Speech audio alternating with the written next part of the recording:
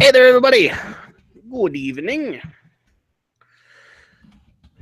We are just getting ready to get started in the next couple of minutes or so. And we're returning from a week absence with stories from not only last week that actually would have made the agenda, but also stuff from this week. So we got lots to talk about.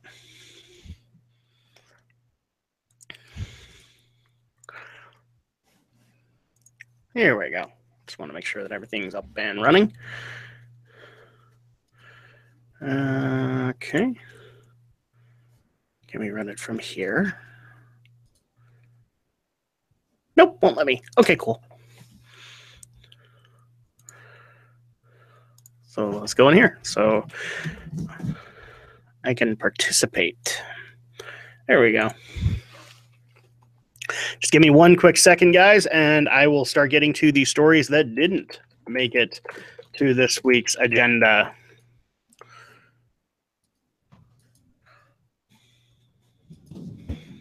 Okay.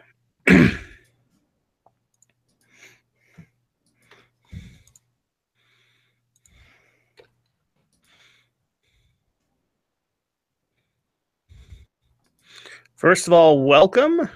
We will be getting started in about 15 minutes or so, as soon as Romney gets here, and then we will start things up at 8 o'clock and do the recording of the podcast.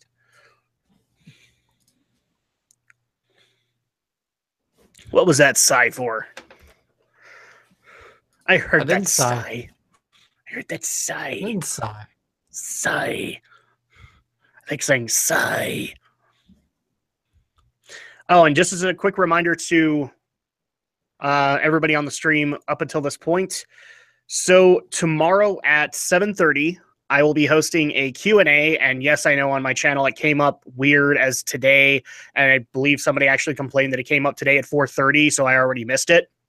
So it's going to be tomorrow at 7:30. I'm going to be doing a Q&A, especially in regards to the schedule updates that actually got released earlier today.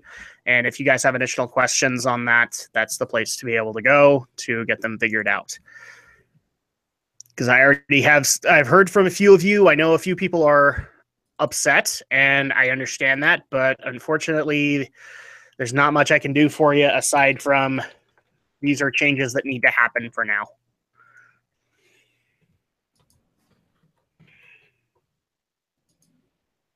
Okay, we're going to change this.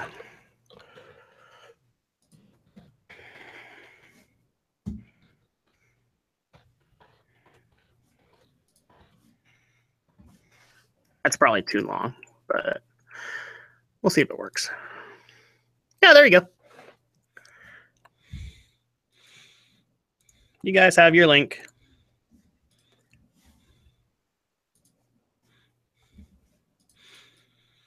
There we go.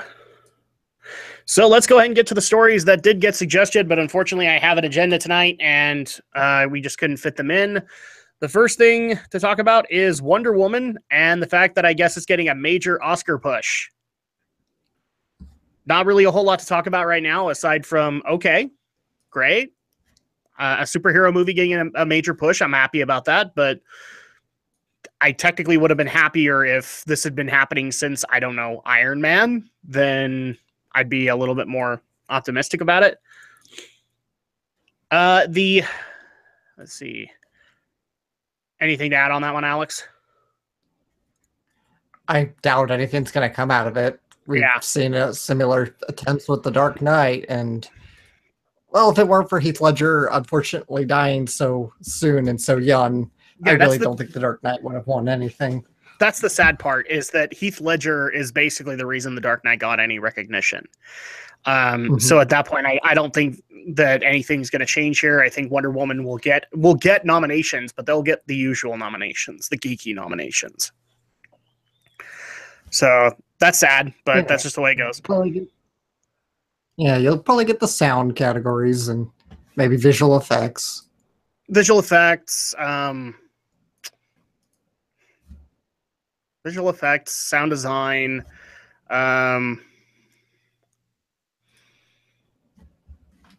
It's See, part of me like really. part of me wants to sit there and go, can they do makeup? No, because the only thing I'm thinking of that would make makeup would be more visual design, because it's Aries. But yeah, it's going to be those two. I don't think makeup is really going to earn anything out of that. Maybe the best soundtrack. Maybe, I don't know. I wouldn't say the score was that awesome or memorable. Maybe costuming because it is a period piece. No, actually, costuming would work. Well, I mean, the soundtrack had one memorable song, and that was the one that we all heard from. Which was written for Batman v Superman, so that alone wouldn't qualify for score. The next story that unfortunately didn't make the agenda, and it's actually 2 deaths. So you guys reached out last week, and unfortunately we're not going to be able to cover it tonight, and that is George A. Romero. So yes, he passed away, as well as, I think it was either today or yesterday, we found out that June Foray has also passed away, and that's unfortunate. I mean, I'm not the biggest Romero fan, but I do know that he has a standing legacy, and it's sad to see him go. June Foray, though, I'm a little bit more sad because, as people know, I do like to follow voice talent, and she's got a historied career in voiceover. In particular, she was the voice of Natasha Fatale and Rocky from the Rocky and Bullwinkle show. She also played Cindy Lou Who from How the Grinch Stole Christmas. She was the cat in Cinderella. She did do Looney Tunes voices because she was I can't ever remember her name, but I think her name was like Agatha or something, the witch that would show up in Looney Tunes cartoons. So yeah, June Foray, unfortunately, she has since passed on. Fairly old. I mean, she's been in the industry for a long, long time. So I'm gonna hate to see her go, but well, I actually kind of considered watching like a Rocky and Bullwinkle marathon in her honor this weekend. So, Alex, any thoughts on that? Not really, because it's sort of one of those voices you hear a lot in old shows, but you don't really know the face to the name or anything. Yep. I know she was in an episode of The Twilight Zone where they had to dub over one of the kids' voices. Yep. No, she's been doing work since trying to think how far back Rocky and Bullwinkle is, because I think that's the oldest work. The 50s. Yeah, 50s, 60s, something like that. So she's been there for a long, long time. So I mean, I'll miss her because, I mean, obviously I want to give that nod. You know, it's going to be one of those days that's really sad to me when a lot of premier voice talent passes on, like Frank Welker and Peter Cullen. Those are not going to be good days for me. Let's see. What else do we have here? Oh, The Sims 4 coming to PS4 and Xbox One. You are talking to the wrong guy. Do we have anybody on the podcast who plays The Sims? I don't think so. The only one I would think would maybe be Brinton, but I don't think Brinton's played it. I have no idea, but I played the first Sims, but I was not impressed by it and exchanged that literally the next day. You know, because I had got enough pestering to try it out that as soon as I picked it up, I was like, no, just not interested. So there you go. Let's see. Other stuff that we need to get into. See, one of these other stories I actually accidentally put in my list, but it actually did make the agenda. So I'll hold off on that. And that was the James Cameron maybe looking into revitalizing Terminator. Yes, he's going to do his own Tomb Raider. That'd be awesome to see. Actually, no. Let's just be honest about this, Alex. Anything with James Cameron on it, we at least are going to give it a look. It's pretty much bought the ticket. You know, as soon as you hear James Cameron, your ticket's bought. Although I guess I can't say that because I didn't see Avatar, but I have seen a lot of other stuff. Oh, this one. So people did want me to talk about this because it is a couple of years later. My thoughts on the I don't remember what server it was, but Blizzard apparently shutting down a World of Warcraft legacy server 5 hours after it opened. So let me see if I can get the name here. It's the Flemist server, which literally launched, I think, 2 weeks ago on Friday, and 5 hours later, Blizzard launched a cease and desist order against the server. And obviously, wanting to know my thoughts on this, go back to the Nostalrius video. Nothing really has changed here. Blizzard is adhering to their IP, and unfortunately, private servers are taken away from that. So I don't know what else I can add on this aside from yay, Blizzard, yay. Not really a whole lot to say.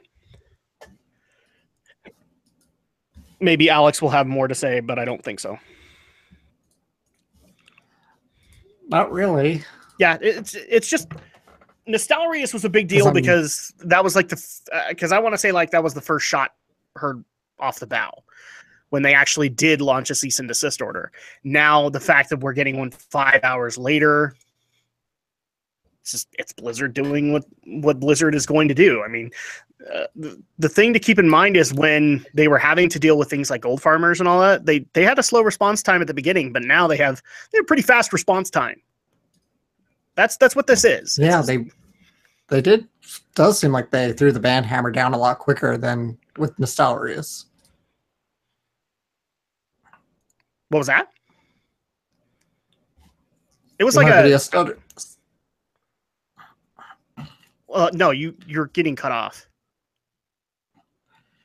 My connection's not the best tonight, so like no guarantees. I'm gonna see what I can do for the show, but okay.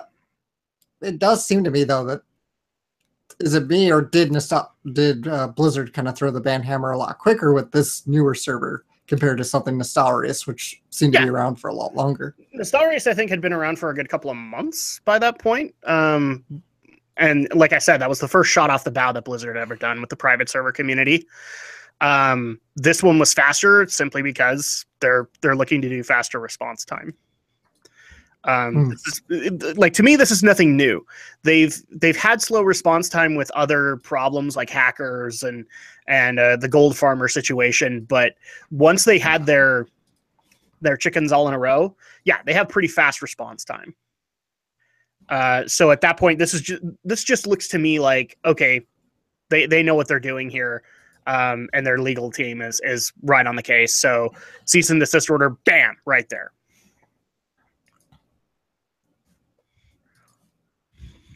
So again, not really a whole lot to add to that, aside from Blizzard is in their rights to do that. In fact, I know a lot of people are hoping that this year they are, and a lot of people actually point this out in the article that was sent to me, is this might be an indication that this November Blizzard will be announcing World of Warcraft legacy servers. There's no evidence pointing to that, guys. Remember, they got the Nostalrius threat last year, and they announced nothing. And in turn, Nostalrius responded and said, oh, we're going to go work with Elysium, to which I want to say about a month later, they were gone.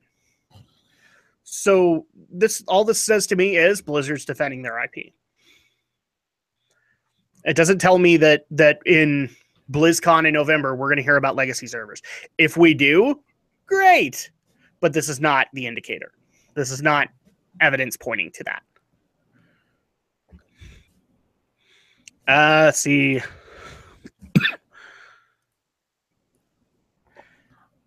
There was a Pokemon Go thing, but I don't think we have all the information yet, do we? I don't know. I haven't been following any of the Go news recently. I've seen like 2 or 3 stories. Apparently, some bull crap happened at their anniversary event. Yeah, I think it was server problems. Mm-hmm. I'm sorry that server problems happened. You had a ton of people go to this anniversary event, and they didn't plan accordingly. I don't know what to tell you guys aside from that. Let's see. GoFest attendees are suing developer. They're suing the developer. You didn't give us service. We're suing you. For Pokemon Go? They're suing Niantic. Oh, wow. Following the disastrous events of last week's Pokemon Go Fest, a few dozen event attendees are banding together to sue developer Niantic. According to Thomas Zipperson, the lawyer organizing the lawsuit, the attendees feel that Niantic did not provide the experience that was advertised and want reimbursement for travel and other expenses. Good luck with that one. Oh, geez. It sounds like the attorney's trying to ride off of what happened with that failed music festival, which the name escapes me right now. But yeah, I'm not thinking of it, but I know what you're talking about. The difference is there people were actually legitimately potentially cheated out of a shit ton of money and put in health and safety risk. This is just a poorly thought out, poorly planned event. Sorry. Well, it's just unfortunately like Niantic thought they had it planned, and from what it sounds to me, from the issues that they had, they just didn't plan for the sheer. They planned for a big amount of people, but they didn't account for the sheer amount of people that they had. So that's not necessarily denying you the experience that you were entitled to, which is a lot of this argument. What a lot of this argument is. It's simply that things got bigger than they even thought it was going to be, and they didn't plan accordingly.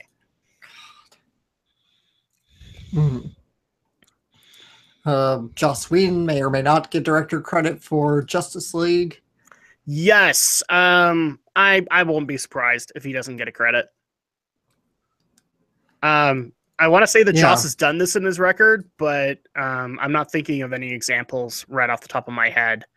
I do know there's at least one movie out there where he is not properly credited as part of the writing staff. I'm not talking directors. I'm talking the writing staff. He's not credited. I want to say it's Atlantis, but I think he is credited for it. So that, to me, that's the guy Joss is. You know, he knows that he's not doing too much in this process, so he doesn't see a reason why he should get a credit. And maybe he's doing it also in light of the situation that Zack Snyder's going through. Maybe, but it also will probably just come down to what the Directors Guild thinks. Yeah.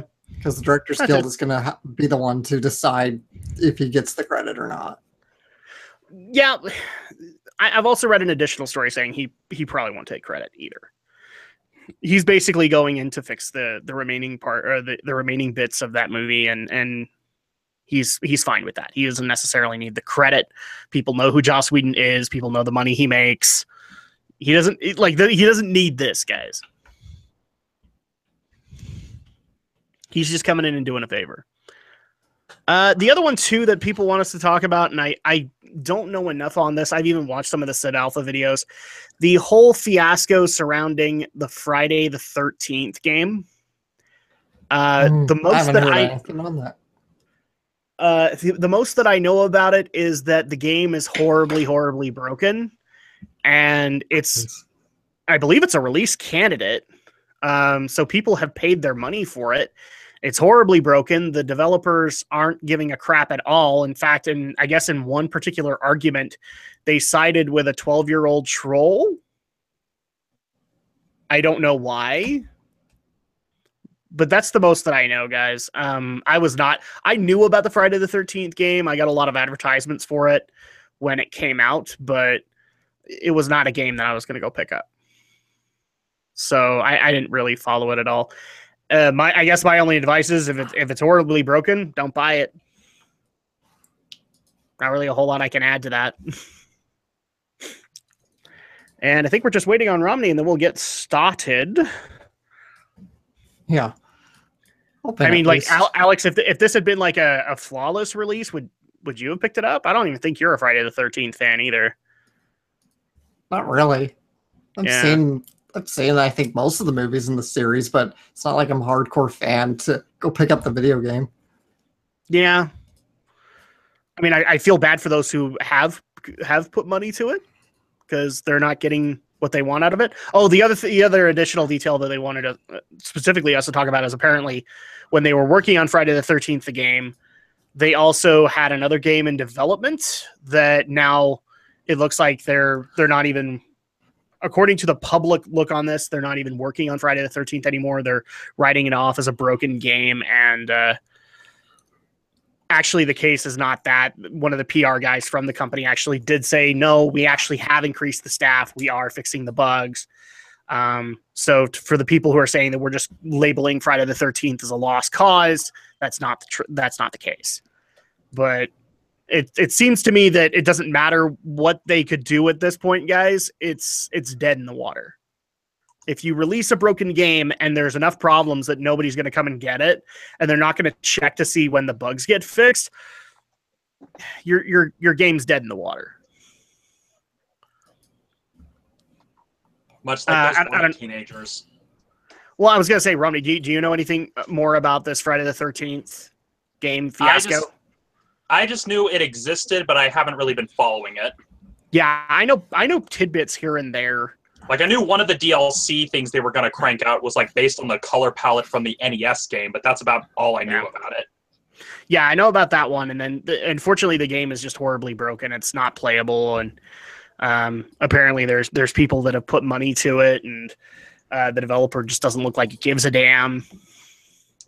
Yeah, that's sadly becoming par for the course for a bunch of Kickstarter games. The problem is that, okay, I don't want to instantly write out the developers and say they don't give a damn, because they probably do.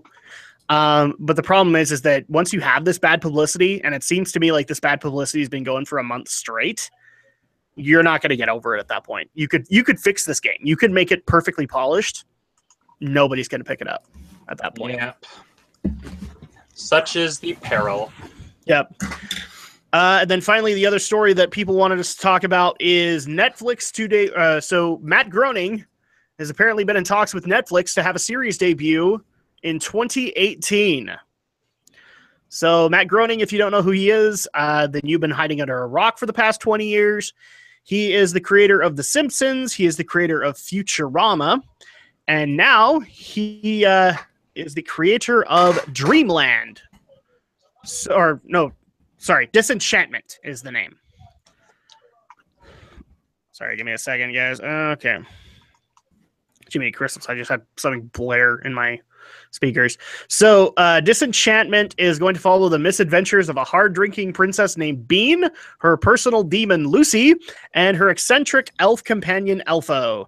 The characters will run into all sorts of creatures, including imps, trolls, ogres, sprites, and harpies. So this is a fantasy setting. So he's done Futurama, which was the sci-fi setting. He's done the normal setting, which is The Simpsons. Now he's doing fantasy. Disenchantment will be about life and death, love and sex, and how to keep laughing in a world full of suffering and idiots. So Futurama and Simpsons. The point of basically any sitcom, really. Only this time it's going to be with Netflix, so no FCC to get in the way. Yeah, but I'm sure Netflix would exert some sort of control. They probably have a clear rating they want. Because they still have their shows rated by the TV ratings board, so... Yeah, but, I mean... You can't necessarily air Daredevil on primetime. You can't do it. There's too many violations there. It's too gory. It's too, or in the case of Jessica Jones, it's way too gory. It's got some sexual elements. You can't do it. But in this case, we might be looking at a Matt Groening who's a little less censored. So yeah, but at the same time, it's not Seth MacFarlane, so yeah. And that's I'd be interested in the fact of like what Matt thinks he can do without that, but I think we've seen the scope of what Matt can do. Well, yeah, because the thing is, the difference between MacFarlane and Groening is that Groening's capable of smarter humor. It's just then he's had to that's why Futurama got canceled twice, was because some of the jokes were a little too smart for the average audiences, which is why it did better on cable than on network television. Yeah. And so it's very much Groening's pulling from a much larger pool, and the only reason he's kind of copied MacFarlane is just because that's what sells on network television. And so Netflix, for all we know, this could be the kind of his chance for him to do the kind of humor he wants to do that isn't, centered around any specific zeitgeist. It could be, yeah. I'll admit, once this comes out, I'll at least see episode 1 and see how it is. I mean, I gave him credit when the first couple of seasons of The Simpsons happened, and Futurama is probably my favorite show from him. But yeah, I'll give Disenchantment a shot. Okay, let's go ahead and get ready to get started here. So let me know when you guys are ready. Sound speed. Okay, here we go. In 3, 2, 1. All right. And really quick, I'm just going to hit the Twitter sphere one more time and let people know that we are live.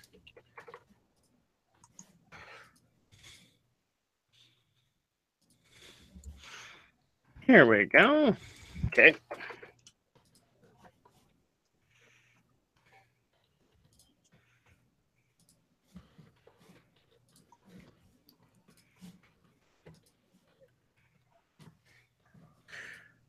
Boom.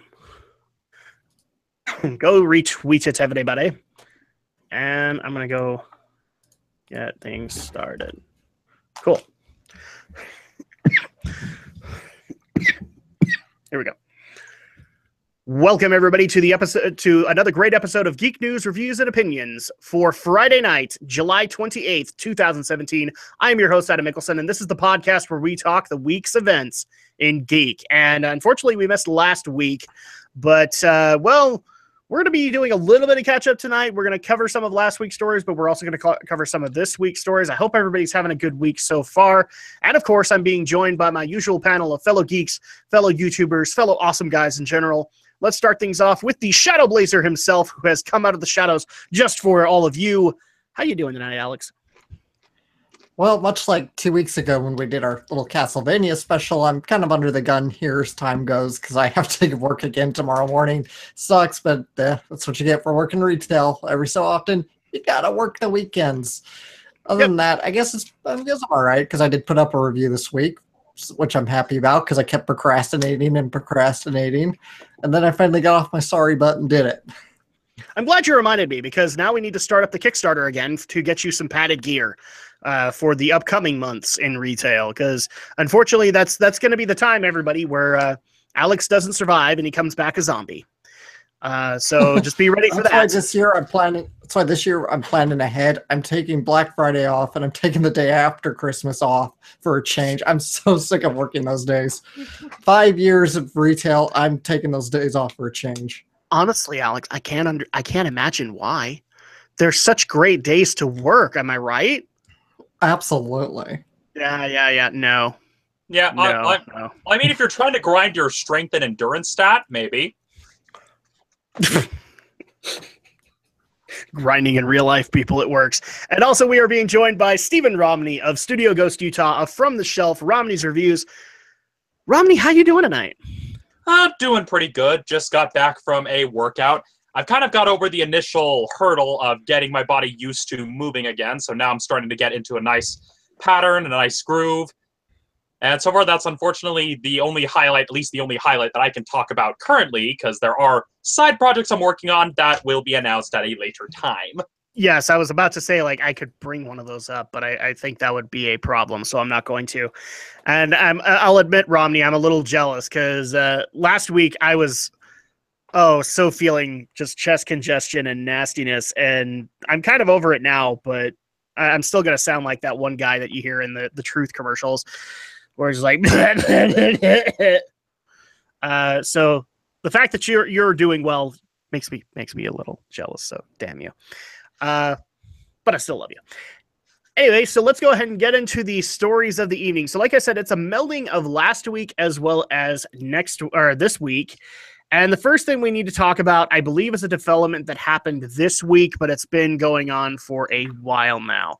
So a few listeners as well as podcast panelists brought this to my attention, and I already knew about it, which is the situation regarding Angry Joe. Yes, we're going to be starting off with the YouTube verse. So Angry Joe, I don't even remember when he made the announcement, but I did see it thinking, oh, that's such a great idea, Joe. You shouldn't be running yourself into the ground. But he made the announcement he was going to be taking a 2-month vacation. Now, That doesn't mean that he wasn't going to have videos going up. It just means that he was going to take a 2-month-long vacation, rest, relax, rewind, recuperate, and come up with new ideas. Kind of thing. Unfortunately, before he even did this vacation, he had already been dealing with a trollish movement that had been happening on his channel to, how best to put this, demand the angry reviews return to the channel.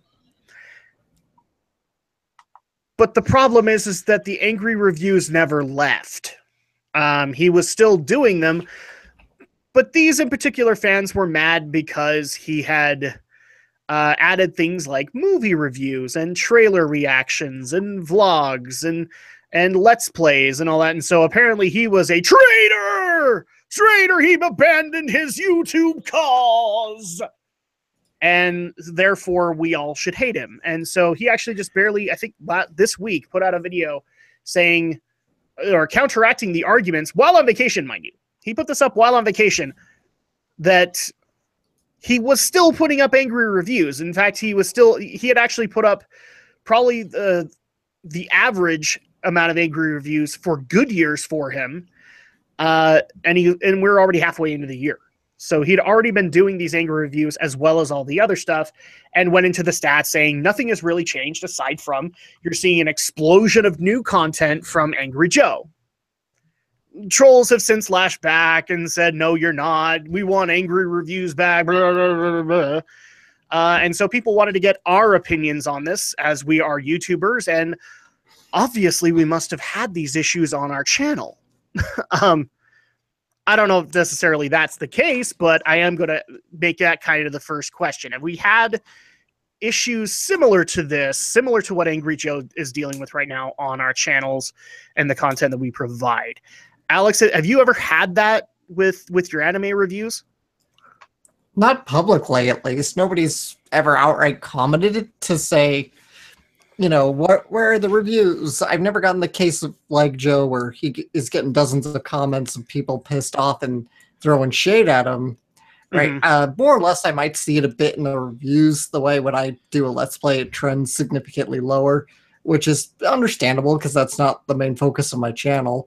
Yeah, so exactly. The algorithm is kind of going against me on that case. But, you know, I've never actually faced a lot of the public backlash that some of the bigger YouTubers face when they take a bit of a hiatus like this. Either a hiatus or they try to introduce new content to balance off the fact that the reviews take time and reviews take effort, especially when you go to Angry Joe's lengths and have characters and costumes and various shots and editing and all that goes into an Angry Joe show.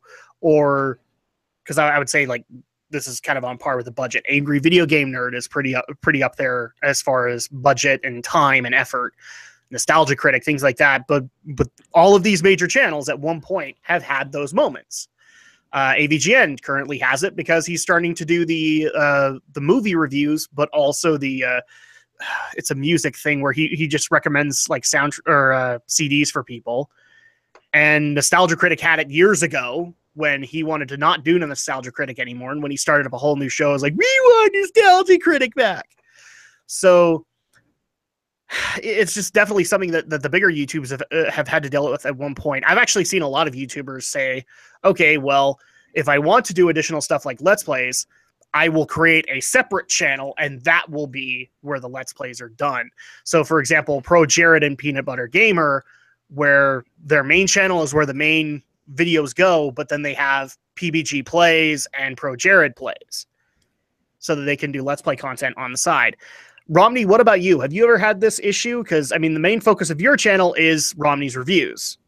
Yeah, so far the closest I could even have to compare is the whole embargo I placed on the Marvel movies, which even then is minuscule compared to the backlash Angry Joe is getting because he has the audacity to go on vacation. Mm-hmm. And even then, like, the people that have complained about it haven't been, like, volatile. They've just been... And, like, the one person who tried rebutting, except it wasn't a very good rebuttal, was him like, oh, you're misunderstanding how reviews work on YouTube. And I'm just like, no, I'm not. I've been doing this for quite a bit of time. I know how reviewing movies works. Yeah. But really what it is people wanting me to jump on the hype train, and, well, I left the hype train a long time ago. I've already picked up my bags. I've already left the train station. I'm at my destination, and I'm not really leaving anytime soon. Yeah.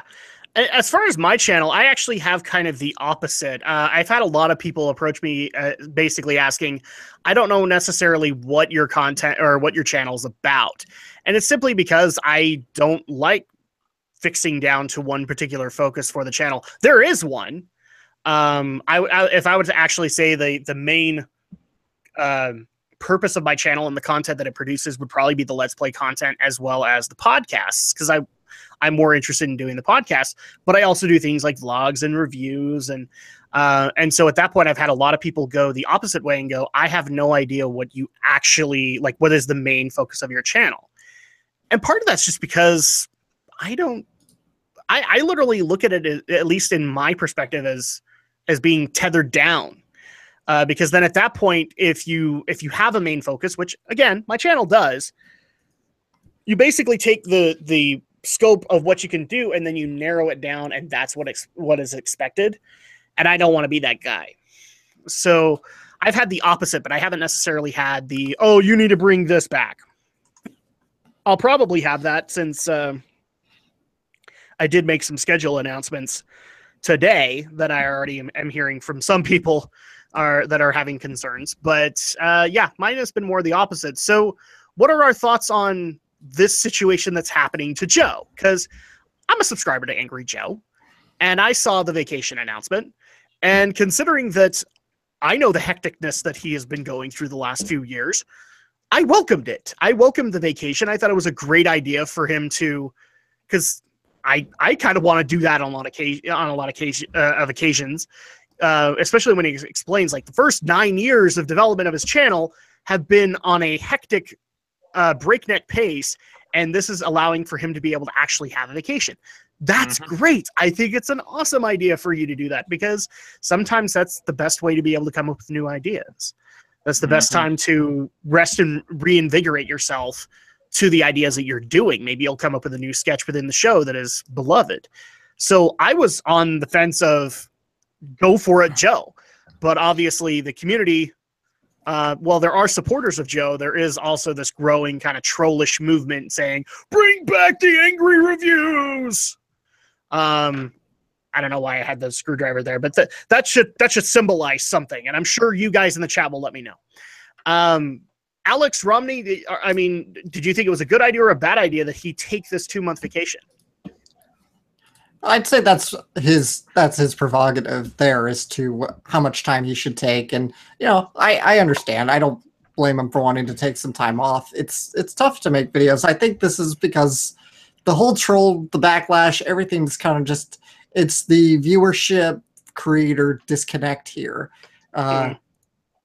It's sort of what's kind of weird. It's the weird thing about YouTube is we feel very connected to the creators, to the content creators, compared to any other medium, because we can be so connected and interpersonal with our viewers. Nobody really thinks twice about when a filmmaker takes a lengthy hiatus, because we don't have that connection to, say, Steven Spielberg. But somebody like Angry Joe, who we can follow and talk to regularly on social media and through various outlets, we feel more of a connection. But the problem is, unless you really make these videos frequently, as people like Joe do, you just don't understand what it takes to put them in. I mean, I can't imagine how much time Joe spends. I mean, he did kind of lay out some basic times he would spend in his update video, the one that we're talking about here. And, you know, I mean, just for me, it takes probably a couple hours to put one of my videos together. I can only imagine how long it takes Joe, where he has elaborate green screen effects and costuming and sets and props. And that must take him. So, I mean, like, just people need to understand that. I think that's actually a good comparison here, is because, you know, you've kind of do like the nostalgia critic-esque treatment on anime and stuff like that. But unfortunately, given your pocketbook and all that stuff, you can't go to the extents that the critic would go or that Angry Joe would go. So in a lot of cases, yeah, your videos take what I would say like a couple of hours at minimum. And then if you want those extra skits, then you have to add that time in there. You could probably be looking at, I don't know, maybe 5 to 10 hours into total production time, including editing and all that. Angry Joe, he's got costumes, he's got set design, he's got green screen stuff that needs to be accounted for, and then on top of that, all the stuff that he's put all together goes into I mean, like his earlier stuff was 9 to 10 minutes. I don't know. His average reviews, I think, have gotten to about 15, 20 now. That's a lot of time that needs to be accounted for, and that's a lot of effort that goes into it. So if you see 20 minutes, 20 minutes can easily be like a week's worth of shooting and all that stuff. I'd say that's a fair assessment. So, I mean, it's disappointing that, unfortunately, yeah, this disconnect does happen. I agree with you completely, Alex. It's a disconnect of, like... Not to mention, he's been doing this for 9 years now. Yeah. You know, I've been doing this maybe 4 years, so I can't imagine doing 9 years. That's a long time. At some point, you're going to probably get a little burned out, or at least very fatigued, and, you know, the man needs a break. I think him taking a few weeks off is nothing. It's not like he's quitting or throwing in the towel altogether. He's just saying he wants to take a bit of a break. We'll add this into the equation. Like, because he said in the video that we'll probably put up in the chat at some point, but when he did the first 9 years, he was nothing but the Angry Joe Show. That's all. He lived and breathed the Angry Joe Show. Alex, unfortunately, can't even say that because he had to keep a day job in the meantime. Joe didn't. Joe quit his job and devoted all of his free time, kind of forsook the family and friends aspect of his life and did the Angry Joe Show. So the fact that he's had this 9-year-long commitment and is getting this treatment is sad. It really is, because there's a lot of things I could say about Angry Joe. I don't agree with him a lot of the time, but I can't ever say that he isn't devoted to what he does because of the efforts that he puts in. What about you, Romney? Any other additional thoughts on that? Not really. You guys have pretty much hit all the major talking points about the fact that there's this disconnect. Just looking at this, it's kind of sad, but much like I keep mentioning whenever we talk about YouTube issues like this, we're reaching a point where internet video is starting to go through its growing pains as it evolves into an actual industry and not just a bunch of hobbyists, where people are turning it into actual jobs and careers. And things like this, where people have to take time off, where people try to diversify and try to go beyond just the one thing they make. Well, that is part of those growing pains. And sadly, that's pretty much all I really see of this, is that, well, it's going to take a while, but we're starting to get to a point where people kind of need to start acknowledging that, yeah, YouTube is a business. These people are performers. And yeah, it's very much, but there's that personal connection. But you have to understand, this is a job to them. I mean, yeah, if they feel that connection to the audience, great. But you have to know that there is a line that needs to be drawn here. Yeah, exactly. And I agree completely with that. Is that, unfortunately, and the best argument that I can think of here is the retake Mass Effect argument, which is like, just because you paid the $60 or you paid into Joe's Patreon does not make you part of the development. Because in some cases you have to, like, Patreon is to tip him, okay? And I get that you've put money towards the Angry Joe Show, but you did that knowing that this is what Joe does and this is the schedule that he adheres to, and you want to support that. It doesn't make you officially a guy behind the scenes going, no, we don't want Corporate Commander or whatever character that Angry Joe wants to show in that skit. You get to say that he doesn't get to show him. Joe still has the right to be able to do the show as he wants to do it. And the other part, the other aspect of this too, is that it's wrong. Because again, we actually had a guy on the Angry Joe subreddit show statistically nothing has changed with the Angry Joe Show. In fact, reviews have been coming out more actively. He's got 10, I believe the number was like he has 10 reviews, and this was as of June this year. So I believe at one point, like, I don't know if that's the current schedule now, but he had like an Angry review once a month. So that would be in October, guys. He would be almost done with the year by that point. He has 10 reviews, and it's halfway into the year. And the only thing that is acknowledged in those stats is he's had a massive explosion of other content. And I would actually like at least urge our community to look at it this way, is that if you continue to do that one piece of content, you really do narrow yourself. It's why in a lot of cases Alex does the Let's Plays of Long Live the Queen, of X-Files, of Sonic Adventure. It can bring in a whole new audience, but he still has that primary focus of the anime reviews are what I do. Same thing here. I do the podcast, but I also do a bunch of other stuff to be able to bring in even more audience there. Mm-hmm. And plus, diversifying is just a better approach to internet video in general. I mean, look at Rooster Teeth. If Rooster Teeth kept doing strictly red versus blue, they probably wouldn't have gotten nearly as far. They wouldn't have a successful anime series that is now airing in Japan, of all places, if they didn't diversify the way they did. Or I'm not trying to use this comparison all the time, but again, Joe's coworker, the Nostalgia Critic, he was doing the Nostalgia Critic for forever, but he was still also diversifying and doing other shows, whether or not they worked out. He was still doing them. Now he has, 4 or 5 different side shows on YouTube and still gets this flack. Because, no, we want you to put more time into the Nostalgia Critic videos, but he likes doing more behind-the-scenes stuff for his reviews, which are cool. Yep. Those are awesome. As well as the game show, as well as his talk show, Shut Up and Talk, which he's been starting to interview more high-profile people on that talk show as well. Yeah. So at that point, the only thing that I would urge as kind of a wrap-up to this is give Joe a little bit of a break here. It's not the worst thing in the world for him to want 2 months off after working 9 straight years for you guys. I can't even remember what is Joe up to right now. What is his subscriber count? He's in the millions. I know he is. He's pretty much set, but to have this set audience of we want this. I don't know what to tell you. Okay, so he's a little under 3 million views or 3 million subscribers right now. That's amazing. For 9 straight years of hard work and effort, that's amazing for him. And at that point, I have no problem giving him 2 months as compared to 9 times 12. He's been working 9 straight years.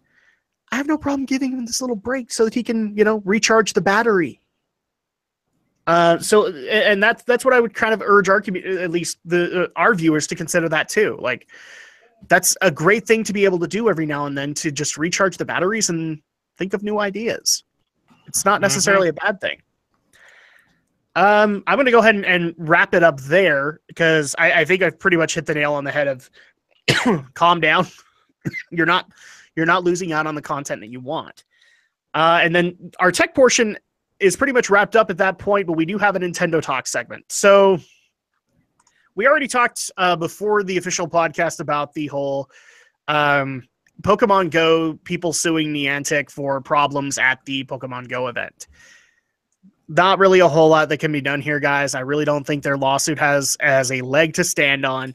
But we did have a couple of other things happen that look like they're going to be things. So first of all, I believe this happened earlier in the week, but Walmart had been sending out official notices to people who had been pre-ordering the Super Nintendo Entertainment System Classic Edition, so the SNES Mini. They've been sending out emails to people basically saying, as you are aware, this is a highly sought-after console that will launch after this fall. Unfortunately, due to a technical glitch, the Super Nintendo Classic Edition was mistakenly made available last Friday evening ahead of the official release date. We regrettably will have to cancel this item on your order. And they have basically canceled all of the pre-orders that they had for the SNES Classic Mini, which in turn got a lot of people very mad because they wanted to be able to get that SNES Mini as quickly as they were able to. Me, I don't care. I was going to get one, but let's address this first. I mean, the biggest argument that I'm seeing out of this from a lot of people is, was Walmart in the right to do that? I would say technically, if they were having a technical glitch, yes. Because that technical glitch could have ended up in other problems too. And we're dealing with people's money. Yeah, especially when you consider that they probably weren't meant to make it live that early, because for all we know, Walmart maybe has an agreement with Nintendo where they can't have the website live until a certain point. And so canceling these pre-orders and rectifying this is a way for them to stay on good terms with Nintendo. I mean, if you're running a game shop, I mean, it's a classic case of if you run a game shop and then you suddenly decide, you know what, I have all these copies of this game. It's not supposed to be out for 3 weeks, but I'm just going to sell them anyway. Well, that game company is not going to sell you copies of their games as willingly. And if they do, it's going to be at a much higher markup. Yeah, exactly. I mean, the major issue that I see here is that I'm actually going to applaud Walmart if they were having a technical glitch that actually could have eventually created issues, like, say, my daughter walking in on us. If it was going to create those issues and we have people's money at stake, that's a problem. Hi. Do you have a problem with the SNES Classic as well? I know, right? Sorry, guys. My little home invader just came. Yes. Yeah, so Alex, what are your thoughts on the Walmart situation? Are they in the wrong for what's happening here? I think not really. It's a unfortunate inevitability that something went a little haywire when they launched that by accident or something, whatever happened.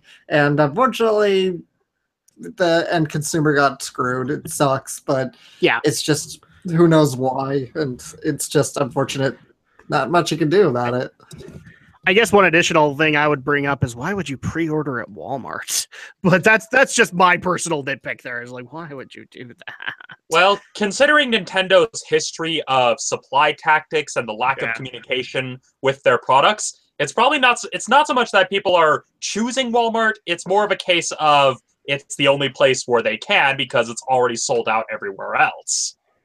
Yeah, everybody say bye-bye to the baby because the baby's going. I even blocked off the dang door and she still got in. She's like the raptors in Jurassic Park. She's getting smarter every day. So yeah, the issue that I have here is obviously that if this was going to save you a potential money problem because all of a sudden, holy crap, your money's being taken out of your account and you don't know why, and this could have been prevented, then I think it's well within Walmart's purview to do that. Does it suck for you? Yeah. But given my personal experience and the people I've talked to who have pre-ordered at Walmart, not necessarily just games, Walmart don't treat you very well when it comes to pre-orders because they really just, that's not what they're doing. That's the best example that I can think of is I have a couple of friends who like to get the toy lines before they, like when they release because they want them as collector's items to sell on eBay later. But eventually they will open them anyway. And when they do this, they go to the midnight releases of the toy line at Walmart. Walmart treats them very, very crappily. Mm-hmm. And that's like the biggest complaints they always have is like, I'm so disappointed with how Walmart treats us. I'm like, but how much money did you actually spend there? Oh, like $150. Well, then they have no disincentive to treat you otherwise, do they? Yeah. So that's why I asked the question of like, if Walmart treats you guys this crappy, then why pre-order with them? Yeah, especially and again, for an SNES Classic. And again, it all comes back to Nintendo, either intentionally or not, kind of really messing with the concept of supply and demand. I mean, granted, we're in the midst of a regime change under Kimishima's tenure, but back when Iwata was alive, that was the main thing, was trying to basically make things more scarce, so that way they could sell them at a lower price. I mean, look at the frickin' Amiibo, and how like, oh yeah, we'll make these figures that if we sold them and actually manufactured them at a set rate that, allowed everyone to get one, we'd have to charge $50. But if we limit the supply, we can sell them at $13. I mean, It makes business sense. I still don't like it. No. But it makes sense, and that's kind of Nintendo's philosophy here, especially with these classic minis, the NES Classic and the SNES Classic is, oh, well, let's keep supply scarce to keep costs down, and basically we know people are going to go crazy trying to buy them. I mean, look at what happened with the Wii. Yeah, I mean, for crying out loud, I still knew people that were frantically looking around at GameStops, Best Buys, Walmarts, Targets, anything that would have an NES Classic Mini, and they were always very disappointed when the delivery would come at like 5 a.m. and there would be somebody who had literally camped out for like a week just to get it. And this is, and I agree with you, Romney. This is partially the fault of Nintendo, is that Nintendo has no inclination whatsoever to change this aspect. The perfect example is the amiibos. The one thing that I actually think has justified a black market, because the black market at least has more copies of, the Zelda amiibo you're looking for than actual Nintendo amiibos. So that's the unfortunate part here. Anything else that we can add on this one before we get into the next Nintendo talk? Because it's very much connected, people. Indeed. Connected in the sense that it's yet another product that none of us are probably going to buy. Well, the sad part is people will buy it. Yeah, the panel. Well, yeah, nobody on the panel will. So a couple of trademark applications have been filed, in particular to the Nintendo 64 controller. And Alex put this up in our feed, and he wasn't the only one that actually had this theory. Could we be looking at an N64 mini? And I have no evidence to say that you can't expect that. Because here's the thing. If these things do well, by the fact that they're limited, we could actually technically call the NES Classic a success, considering how fast it sold out. The same thing could happen with the SNES Classic Mini. The same could happen here with the N64 Mini. It really could. And so I'm actually not surprised that we're seeing these patents happen, because Nintendo's just looking to create yet another success for them in the long run. So I'm actually going to go to the person who postulated the theory first. Alex, your thoughts. Do you really think this is not going to lead towards an N64 Mini? I'd be really surprised if it didn't, and I would have to stand on my head. I assume it probably will lead to an N64 Mini throwback console because, well, the NES was such a huge hit, and the SNES is probably going to be one, so they're going to keep it going till they can go no further, I guess. Yeah, pretty much. I don't see us getting like a GameCube Mini, because by that point, the games were just too big. But I could honestly see like N64 Mini being the last one. Maybe like a Game Boy, like they'll go handheld. They'll go with the Game Boy Mini and the Game Boy Advance Mini, which you can hook up to your TV and be able to play Game Boy Advance games. But I don't see like a GameCube, a Wii, or a Switch. Well, technically I've already heard that there is a smaller dock for the Switch. So I guess there is a Switch Mini. But I don't see these actually happening because the game files are just too big. I'm going to add in a little bit of snark here too. I think it's going to come with 10 even less games than the SNES one provides, and none of them are going to be the games that you as N64 fans want. So I know Alex is looking at me and saying, oh, this is going to be the time when I get my Banjo-Kazooie games. Wrong! Because they will not be included. Yeah, the only one that will be included is Blast Core. Well, no, anything related to Rare, you can pretty much assume is not going to be available because Microsoft still owns Rare, owns the rights. Yeah, because, I mean, the Rare Replay, if it's on Rare Replay, it's not going to be on the N64 Mini. That bridge, it hasn't only been burned, it's been nuked out of existence.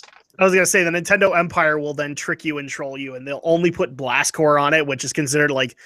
And this is not saying anything bad to Blast Core, but it is considered the least successful Rare game on the N64. Compared to GoldenEye, compared to the Banjo-Kazooie games, DK64, all that stuff. They're just going to put Blast Core on there, which nobody wants. Everybody wants Banjo-Kazooie. They want DK64, and you're just not going to get those. Nope. I mean, want GoldenEye, but yep, we won't get them because they're all under the Microsoft stranglehold. Yep, and especially given how much they had to go through to get GoldenEye HD on the Wii. Yeah, that bridge, like I said. Yeah, again, bridge effectively nuked out of existence. Yeah, exactly. My thoughts are it's going to happen, but it's going to be in the Nintendo troll-esque way of we're going to put as little games on here as possible. I think the guarantees from Nintendo are obvious. Mario 64 will be there. Ocarina of Time will be on it. Probably even Majora's Mask. But I'm going to say more Ocarina of Time. Kirby 64 will be on there. So those will all be staples. I would even dare say maybe a Pokemon Stadium will make it on there. Or maybe maybe the original Smash, maybe. Yeah, the original Smash. But that's the thing. Like I can't remember the exact number of the SNES games that were on there. It was like 27 to 30. This thing is going to have like 15. I can guarantee it. It'll have 15 games, and all of them are going to be the ones that either people already have on a number of other Nintendo consoles, or they're going to be the ones that nobody wants. Well, yeah, and especially considering as it's full, Castlevania 64 will be on there. Guarantee it. Yeah, well, to be honest, if they got Castlevania Legacy of Darkness, that would get me to buy it because, yeah, Castlevania 64 had its problems, but those problems were fixed in Legacy of Darkness, and Legacy of Darkness is kind of one of my favorite non-canon Castlevania games. And so it's one of those cases, if they get Legacy of Darkness, okay, you've got me. That's at least a game that isn't available that I would actually want to play.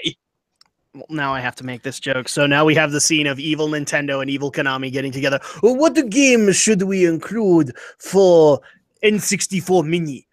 Should we include Castlevania game that had bugs fixed? Or one that is horribly broken? Oh, one is horribly broken. Everybody will want that one. Yeah, that's literally the argument that's going to happen. I guarantee it. Well, yeah, probably the only, knowing Konami, the games they probably would try to push, I mean, they would probably try to push Bomberman 64 because they're trying to get people interested in Bomberman with Super Bomberman R. Yeah.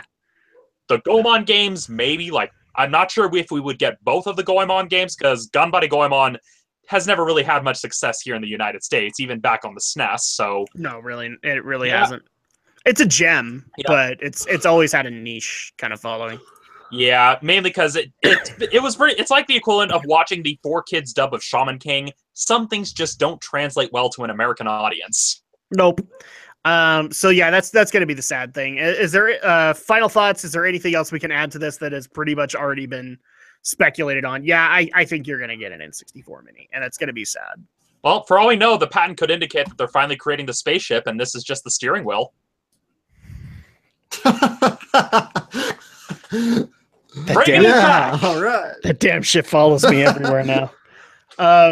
Let's go ahead and start up the entertainment portion of the evening, which again has a mixture of stories from last week as well as this week. And this is one from last week, and I don't know how many fans had to let me know that this happened. Okay. Doctor Who fans, I love you dearly. I do not watch Doctor Who. I'm not saying that your announcement isn't worthwhile. It's just that, unfortunately, a lot of my friends that were Doctor Who fans had very angry reactions to me when my reaction to this was, huh, okay. And that is that, so the Doctor has is reincarnate the right word? Regenerate. Yeah, he's regenerated. And I believe this is, according to the lore, the last regeneration that the Doctor will ever have. And it's a woman. Yeah, well, until they decide to ride around that little hiccup. I mean, they did it before. They did it for the Master, because people forget the Master technically regenerated 13 times. His 13th time was at the start of the 8th Doctor movie that was meant to be an American pilot, and they still brought him back, so it's like, oh yeah, it's 13, it's the last. Not really. They'll find a way to keep it going. Even if they're like, oh, they'll do some weird wibbly wobbly timey-wimey space magic to keep it going. And you were wondering where that came from, Alex. It's from Doctor Who. Yeah, so is it Jodie Whittaker is her name? Jodie Whittaker is the 13th Doctor, I believe, and she is the first ever female Doctor. And apparently this created outcry from some dedicated Doctor Who fans who were like, no, must be a guy. Brr. Most of the people I talked to went going, oh, that is actually an interesting twist, that he eventually became a woman. And again, my reaction, and this pissed off a lot of my friends who were Doctor Who fans, was like, oh, neat. He's like, okay, I've never seen Doctor Who before. So the fact that you had your first ever Doctor Who or female Doctor Who, yeah, okay. I can totally get it. So and looking at the details here, I used to be a bit of a fan, so that's why I know a little bit more about the lore. But I know David Tennant was one of them, and also Sylvester, I can't ever say his last name. Sylvester McCoy. McCoy, yeah, he was one of them, but that's all I've ever known. Well, yeah, and looking at it, according to this article, they've kind of teased this idea, considering that they have the Master also played by a female actress, and this happened 3 years ago. So it's kind of a case of, okay, they've clearly established that Time Lords are gender fluid with their regeneration, so it's very much, yeah. I mean, people tend to forget, Doctor Who is one of those shows that by design is meant to be fast and loose. It's not meant to have a rigid chronology, a rigid mythology. It's meant to be like, oh, we want to put medieval knights fighting with lightsabers on a weird planet.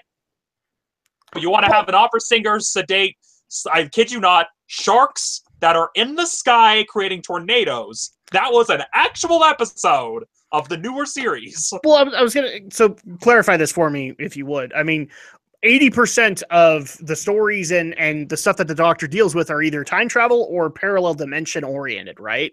So a lot of this is basically to break all kinds of walls in sci-fi. Like you said, if you want to have a knight holding a lightsaber, you can have one. That's always been my understanding of Doctor Who.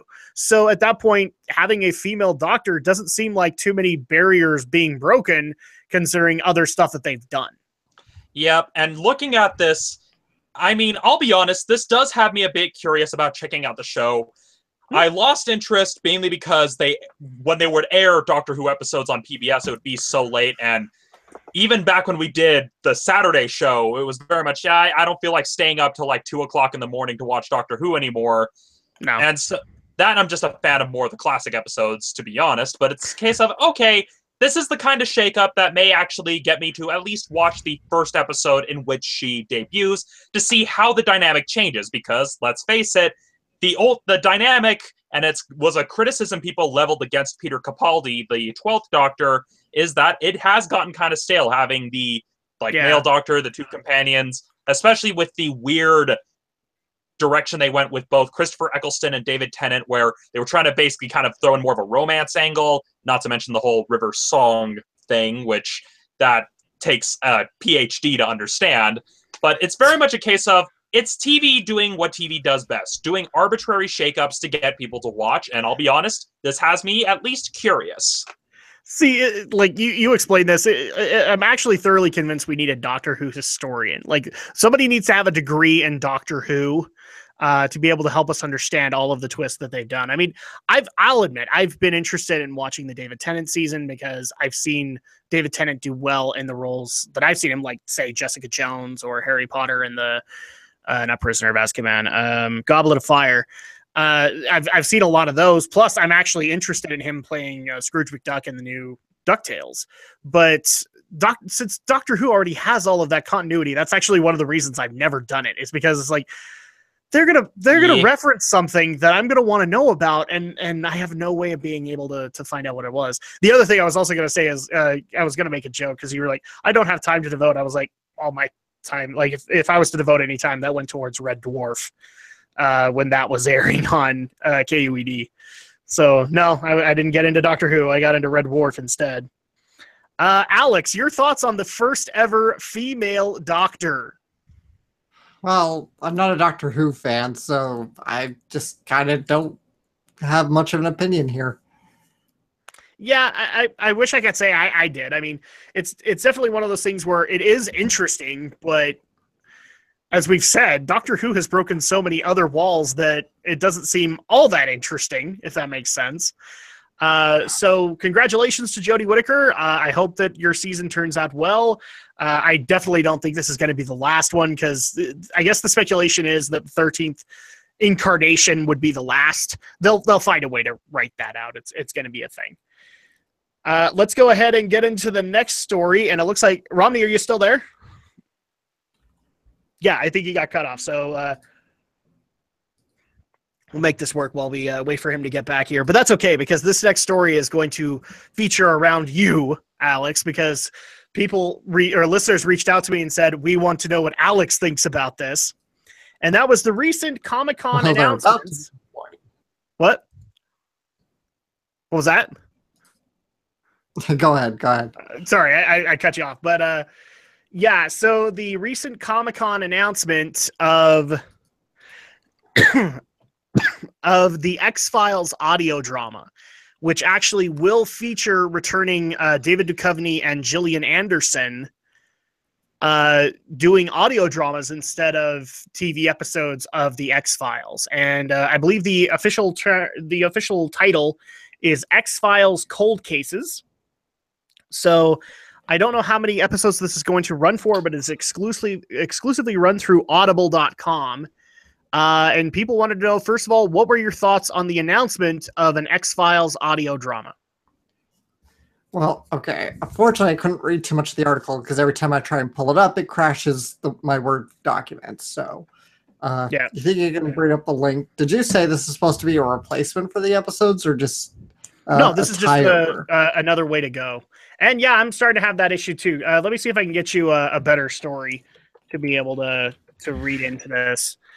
Let's see. I mean, I wish I could say I was more excited, but I'm just more interested in season already. You promised this, or I guess I didn't promise it, but they told us the next season was coming, so I'm still waiting. Okay, here we go. So I'm going to link this into our internal chat and then also into the chat for the podcast, so people can look that up if they want to. This is the interview that David Duchovny actually did at Comic-Con in regards to the X-Files audio drama. And welcome back, Romney. You didn't miss too much. I figured as such. We covered the female doctor, but now we're getting into the X-Files audio drama. And in particular, what people wanted to know, which is Alex's thoughts on the audio drama. So your thoughts are that this is cool, but you would prefer to have episodes? Yeah, is roughly what you're saying? I'm just still waiting. I'm still waiting on the next season already. That's what I've been waiting on since it came back in 2016 for 4 episodes. Yeah, but maybe one of the things that actually concerns me with this is whether or not this is an official announcement that they can't justify doing more episodes of the X-Files. Is that a concern? That is a concern, but I still think that's going. I still think Fox has 10 episodes planned for 2018. But yeah, I haven't really heard too much news since. So I'm thinking this is more like a sort of a way to give fans something while they continue to wait for the next series. Well, and also, correct me if I'm wrong on this, but from what I understood of the new season that was being done by Fox is that they were going to follow kind of new formats. They were going to do longer episodes, kind of like how Britain does episodes of TV there, where they tend to go a little bit longer than an hour. Some of them go like 90 minutes at best. The best example I can think of is like Sherlock, where you have like really long episodes, but you have shorter seasons because of that. Yeah. Is that what they were going for with it? You know, I'm trying to actually remember if the episodes went a little longer. Like, they might have, but I'm going to actually pull up the series and see what the actual episode runtimes were. Okay, so while you're doing that, 10. Romney, your thoughts on the X-Files, the cold cases? Well, it's an interesting idea, especially if it's a case where they're not able to get all the people back, because it's a lot easier to record audio when you're only doing audio than it is to try to do video, because video, you got to light it, you got to have all the actors there, then you have to have the sound guys there. Whereas if you're doing just audio, you don't even have to have all the actors in the same room. It's just like, oh, you're over in LA, we can record your lines and direct you over the phone. We can literally Skype you in, yeah. Yeah, and then other people's like, oh, you're up in Toronto shooting this movie. And so here it's a case of, okay, especially given that they're trying to maintain some sort of relevance in other media like comics and a few other things, this is just a good way to kind of test the waters and thinking, okay, is this something we can do to keep the audience interested? It's definitely something that has me interested, because I'm going to try very hard, Romney, not to spoil, because you and I were literally having this conversation last night of like the fact that podcasts and audio dramas are starting to become a major thing And we're seeing a lot more independent projects, not necessarily like PBS or any of those outfits. Like, we're talking people who are in school or whatever doing audio dramas in their spare time and releasing episodes at like a podcast format. So at that point, I mean, this is definitely something that could work in their favor, I think. I know just from my angle, I mean, I've been part of a Hunger Games radio drama. And radio dramas used to happen back in the day. Orson Welles' War of the Worlds comes to mind for that. But I'm not necessarily against the idea if it's able to explore things that the series just wasn't able to do. As long as it can expand beyond that. Alex, so now that you've done your homework, your thoughts on this? Okay, well, I looked. It looked like the revival episodes were still length.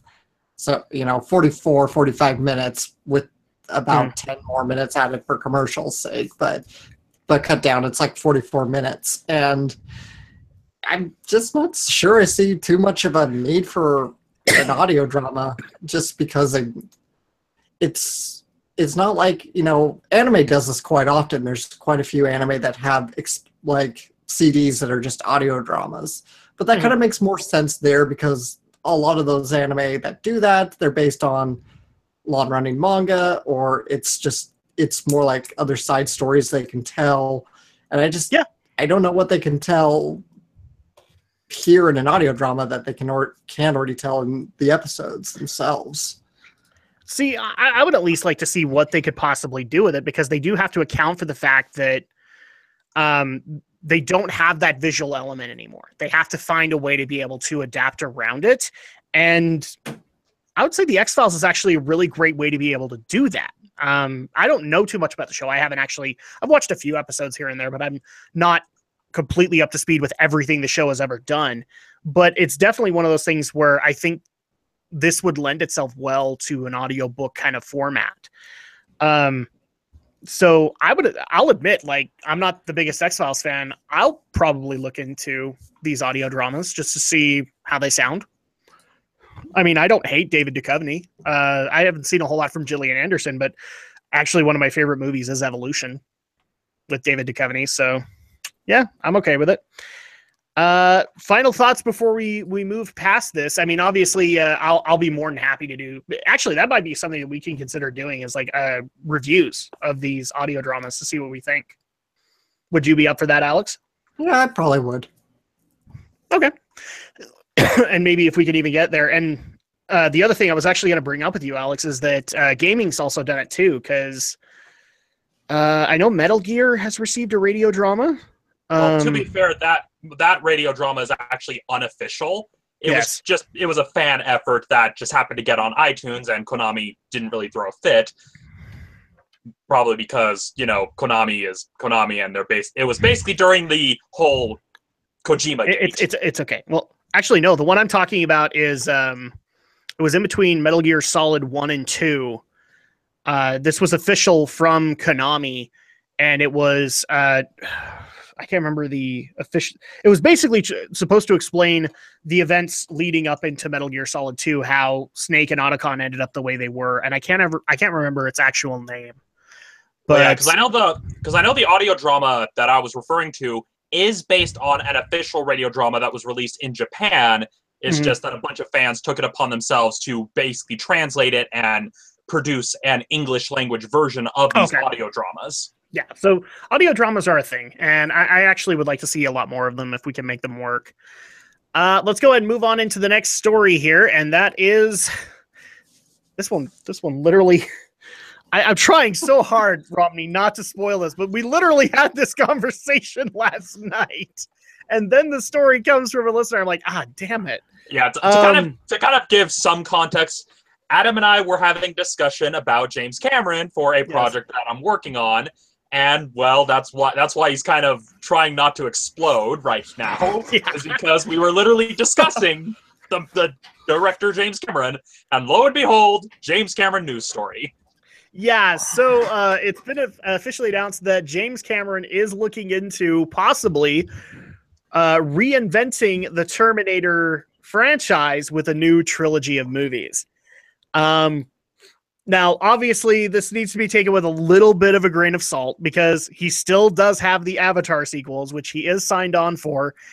And one thing that we do know with James Cameron, he doesn't take on too many projects. And when he does take on projects, eventually they fall to other people. At this point, I hate to bring up this pain to Alex, but Battle Angel Alita is an example of this. But yeah, Cameron has shown interest in reinventing Terminator into a whole new trilogy of movies. I have no words aside from, well, James Cameron's involved, so sold. Yeah. I mean, honestly, considering just how advanced technology has become, the Terminator franchise is struggling to maintain any real sort of relevance. I mean, there's stuff that can be done, considering that, I mean, we all use smartphones and have all of this ubiquitous technology around us, and there is something that can be done with that. And so naturally, it's basically Hollywood doing what Hollywood can to bring back something familiar that has brand recognition, but knowing Cameron, he's very much, okay, well, let's do this, but let's make sure it doesn't suck this time. Exactly. I mean, like we've seen instances where we try to bring technology up to date, aka Terminator Genesis, and it laughably didn't work. Just because, again, you know, the first movie was done in the 80s, so technology was kind of limited, and now we have so much more technology at our fingertips. So it's difficult to actually take that to the next step. But if you were to reinvent it and incorporate all of this new technology, it might actually work better, in my honest opinion.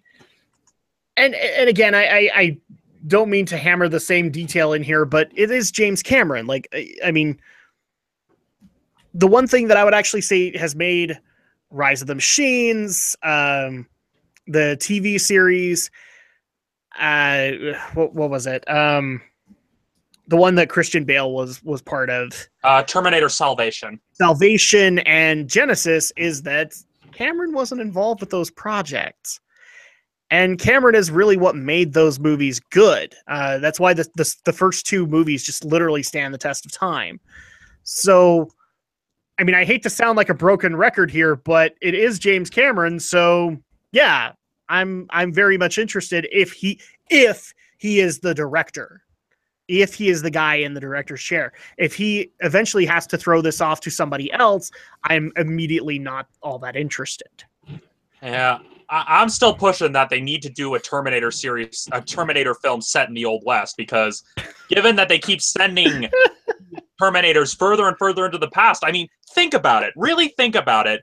You send someone, both a human, like the Resistance sends a human, the Skynet sends a Terminator to a time where technology doesn't really exist. Naturally, you're thinking, okay, how is someone from the future, cut off from all the modern technology, going to take out a Terminator in the 1880s? I mean, that would be something I would want to see, because that's something that literally has not been done before. No, it hasn't, but I think the only problem with that is that one of the tropes of the Terminator series is the car chases that have to go way overboard with all the explosions, and so how do you do that in the Old West? Okay, well, there you go.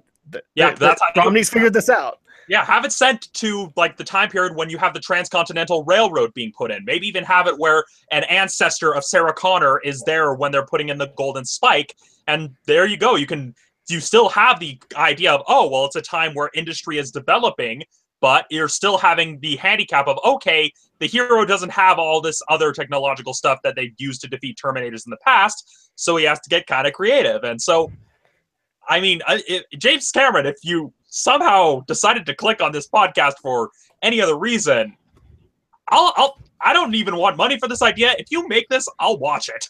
Yeah, I mean, I've, because it's officially going to be on the record when your project eventually comes out, but I've gotten so many questions on this one of like, what would it take for you to actually go and see a live action Cowboy Bebop? What would it take for a live action Akira? And I have very clearly said on this side project, James Cameron's directing.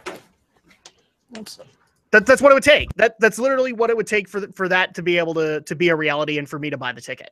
Because James Cameron is just that good at what he does, especially when he's in both the director and the writer's chair. He's just great when you're able to utilize that. So, I mean, if this had been any other guy, if this had been Michael Bay, if this had been Rupert Sanders, Joss Whedon, Zack Snyder, I would laugh it off. I really would. I'd just like, that's going to be stupid.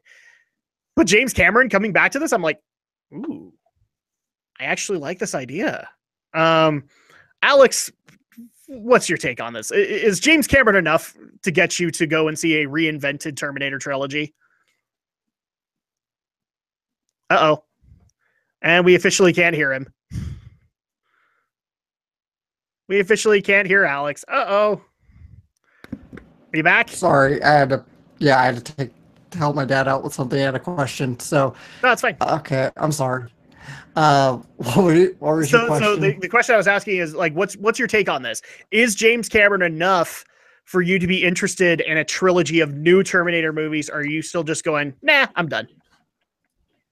I'm done. I'm not as big of a fan of Terminator as a lot of people. I appreciate the first two movies for what they are and what they do. I do like them, but I'm not like a huge Terminator fan. And at this point, I'm really doubting Cameron will ever get around to them beyond it, maybe in a producing role, because the man's already 63 years old, and he's going to probably be tied up in Avatar for the next 20 years. So yeah, this is true. I mean, it's kind of unlikely to see a directly created James Cameron property out of new Terminator films. Yeah. Correct me if I'm wrong here. What's the actual development time of Avatar? Because Avatar had like a huge development time, didn't it? I think the script alone took like 10 years. Yeah, so we're already talking like he spent a good 10 years working on that movie. So at that point, like, how much are we actually assuming like these sequels are gonna get? Maybe 2 or 3 each one. So at that point, yeah, I mean, Avatar 5 is like right now slated for 2025, but that's tentatively right now because the other 3 movies, 2, 3, 4, they're still listed as pre-production and they're due 2020, 21, 24.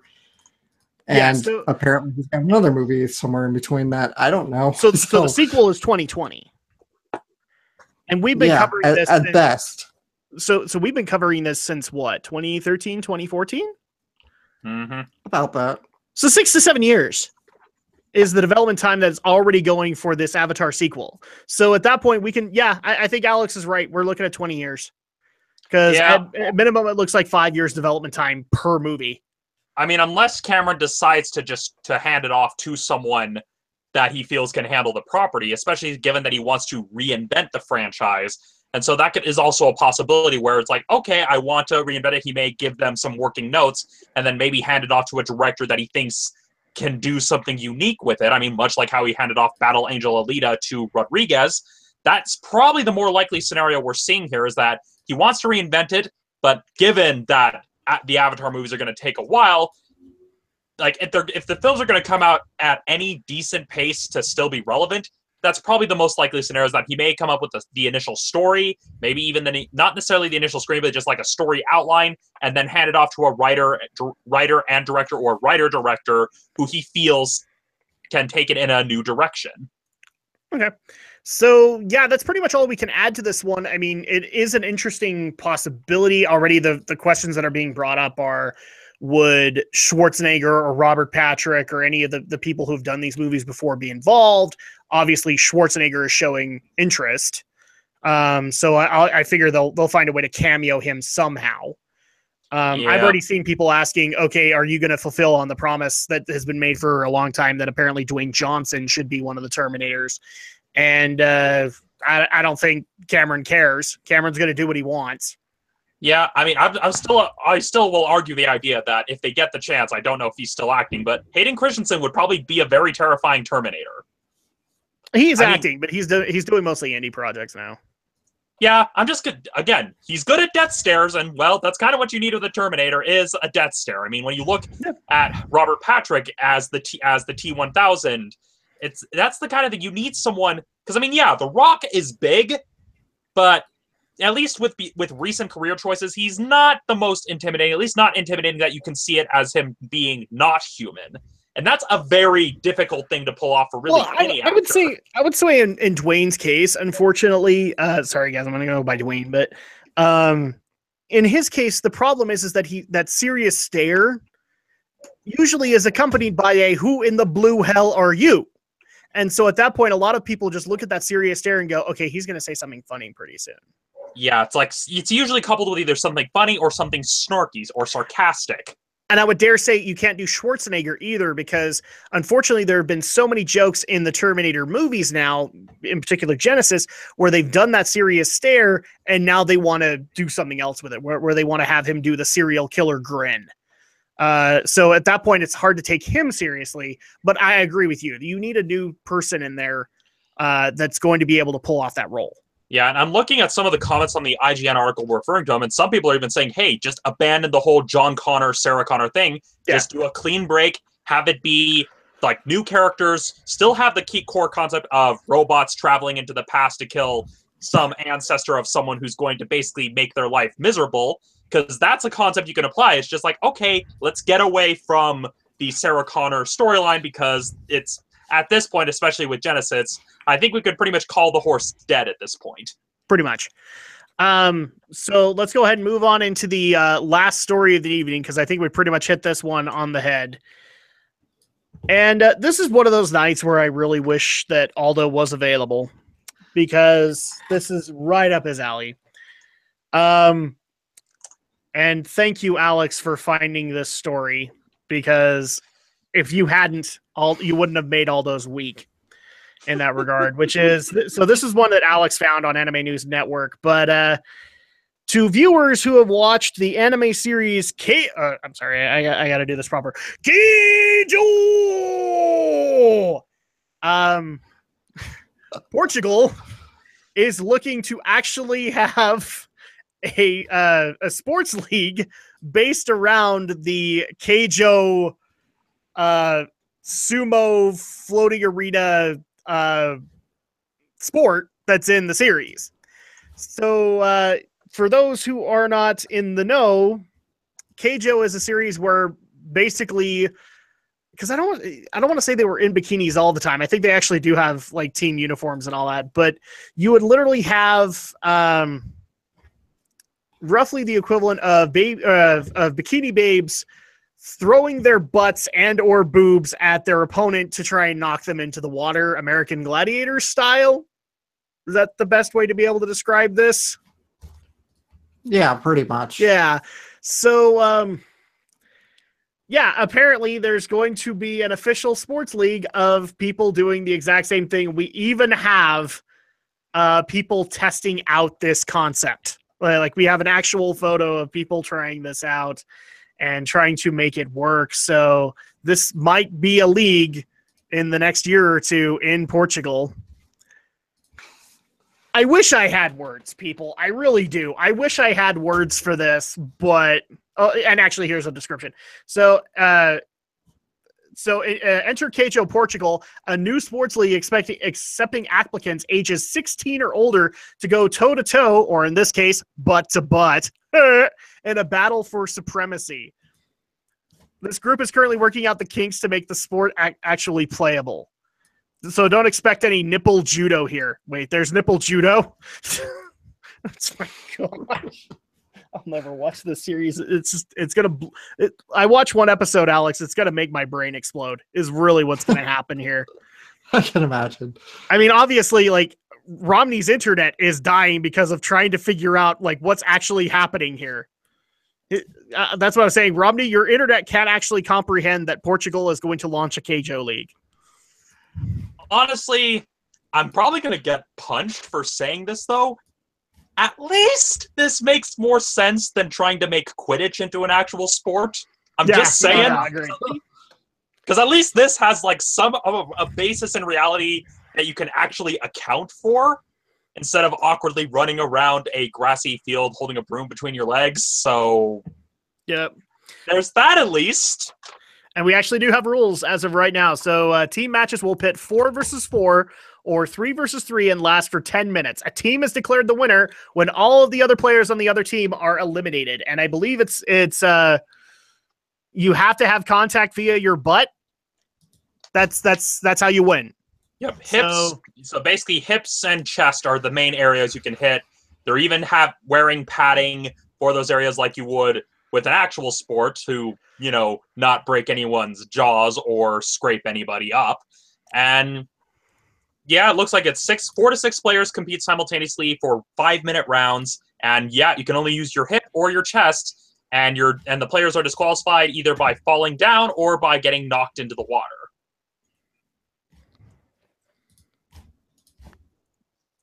I mean, it's basically what bizarre sumo. World have I walked into? This is officially a thing.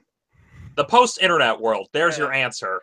I mean, to be fair, it has actual sports potential because again, it's basically sumo just on floating platforms in the water because it has the same rules of okay, the platform can only be touched by the competitor's feet. If you're knocked down, you're out. Much like sumo, where you have to stay on your feet. If you're taken to the ground, you lose.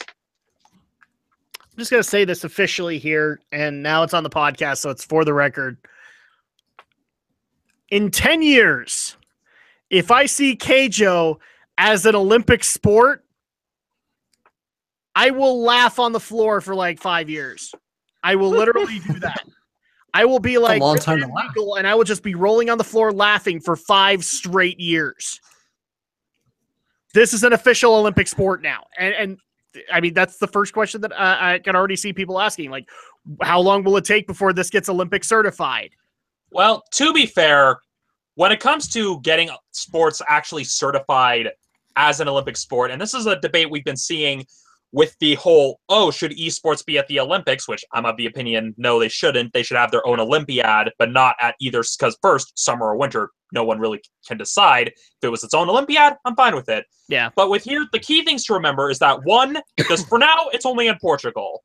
If it got to the point where the sport was actively being played in every single nation that actively competes in the Olympics, and that there's enough of a player base in each of those countries to actually have tournaments and trials to choose which one would be Keijo Team USA, then yeah, it would stand a pretty good chance. As is right now, it's only in Portugal. It'll probably spread to other countries. I mean, my guess, Portugal, Brazil are probably the 2 countries that it's going to start with. Maybe it'll get some traction here stateside, but who knows? Stranger things have happened, like, Quidditch being an actual sport and having actual sporting events. So many focus groups officially saying that it's sexist or anything like that. I literally don't see it getting off the ground in the US. I don't. Not without a bunch of changes, much like what happens with any sport that tries to cross over to other countries. Yeah. I mean, especially considering countries like you don't see them doing this in places like Saudi Arabia. Like this would not happen unless it was guys only. In which case, that would be a case of okay, if it's guys only. I mean, I'm just gonna pull out this record of the Village People here. Just gonna leave this right here. Yeah, pretty much. I mean, everybody wants to be a macho man. Yeah, Alex. Your thoughts on Keijo in Portugal? A little surprised that this is taking off in Portugal. It's nothing against Portugal or anything. I'm just surprised that it's just taking off in Portugal.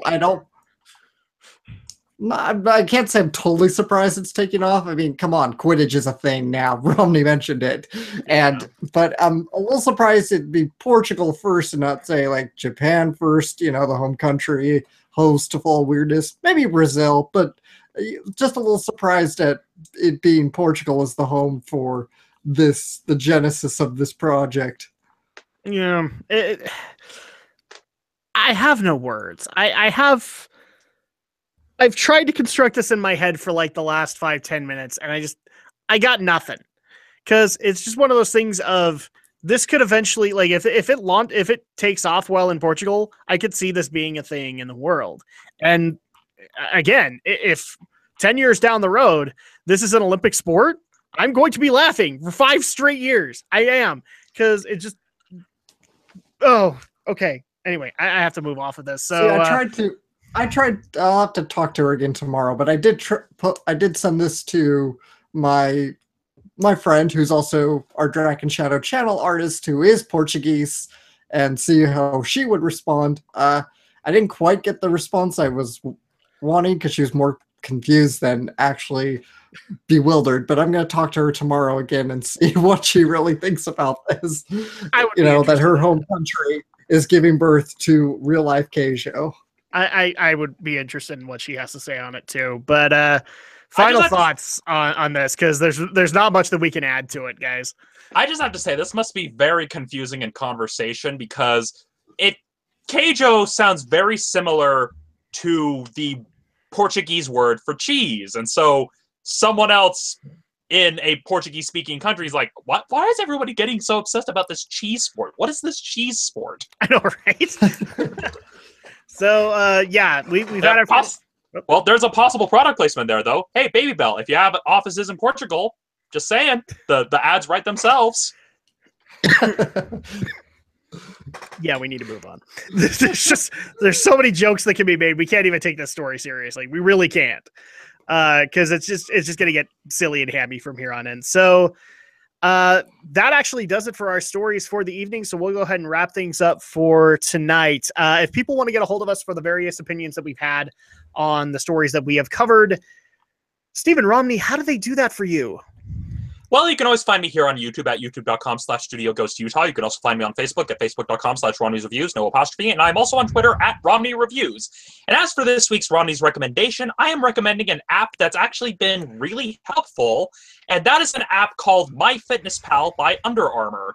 The main reason I've been using that is it's a calorie tracker. It helps keep track of your calories and how much food you've been eating, which makes a difference when you're trying to lose weight, like I am, where you can plug in how much you've exercised, you plug in how much you eat. It actually has a full-on database of food. So if you say go to a restaurant, you can look up the restaurant, look up the meal you had, see how many calories it was, plug it in. And it helps keep track and gives you a clear calorie goal to hit if you're wanting to lose weight down to a specific weight size. And this is a very small accomplishment, but I've already lost about 5 pounds using the app and actually watching my calories. And so it's actually been a really big help. So that's this week's Romney's recommendation is MyFitnessPal by Under Armour, available on Android devices. Very nice, and congratulations. Alex the Shadow Blazer, if people want to get a hold of you for the opinions you've had tonight, how do they do that? Well, you can find me here on YouTube. Shadowblazer 3000 is my channel, and I do anime content, anime reviews, the occasional Let's Play. And if you want to follow me on Twitter, follow me there at AlexJShort. That's where I always announce when a new video goes up. And I just want to plug something real quick, too. I've been reading the novelization version of Your Name, Kimi no Na wa from Makoto Shinkai. Been really enjoying it so far. About halfway through the novel. So there you go. Read the novel. It's a good novel, too, if you really enjoyed the movie. Okay. And if people want to get a hold of me, you can do so, first of all, with my YouTube channel, which is Drac2326. You guys can check out all of the content that I provide on a regular basis. Like I said, the main focus of it is Let's Play content as well as the podcast, but I do vlogs, reviews, pretty much anything that takes my fancy, because I'm just that general of a geek that I'll probably just take it on if it's suggested. So you guys can check out my YouTube channel. You can also follow me on Twitter at Drac2326, and you can ask your questions there. I'll get to you as quick as I am able to. And also, just a really quick plug before we wrap up for the show. I did actually make some schedule changes this week, and I know a few people have been concerned with where my channel is going and the stuff that's being amended in my overall schedule. So I am going to be hosting a live stream Q&A tomorrow night at 7:30 p.m. Mountain Time. If you guys have questions, that's the place to bring them. I'll answer them as best as I can. And who knows, maybe I'll even stream a game while we're doing that, just to keep you guys entertained in the process. But if you want to support the podcast, the best way to be able to do that, first of all, is to go to geekyweek.podomatic.com. That is where the RSS feed is. That's where the iTunes page link is. So you guys can support us there and be able to have geek news, reviews, and opinions for your morning or evening commutes. You can also, if you want to submit stories or feedback, you can submit those at geekyweek@gmail.com. And we do actually read them. We do actually take listener stories into account each week. and also any feedback that you guys give us. And if you also want to follow us on social networking, you could look us up on Facebook at Geek, look up Geek News Reviews and Opinions and like it. And also you can look us up on Twitter at GeekyNRO, and you'll get up-to-the-minute information where we're going live, the stuff we're going to be talking about. I know that the announcement this week it was kind of bare bones, but I'm actually getting ready to at least have a schedule announcement early in the week so that later on I can add stories to it so you guys can know what we're going to be talking about right before the podcast. But until then, you know that the podcast is happening this week. So you can follow all of those other areas as well as be able to support us in those ways. And that's going to go ahead and do it for us this evening. Thank you guys so much for your continued support, love, everything that you guys do for the podcast. We really do appreciate it. We love the community that has formed around our podcast and as well as around our channels because of that. And we will definitely be back next week for even more Geek News, Reviews, and Opinions. So for me, for Alex, and for Romney, we'll see you guys next time. Take care.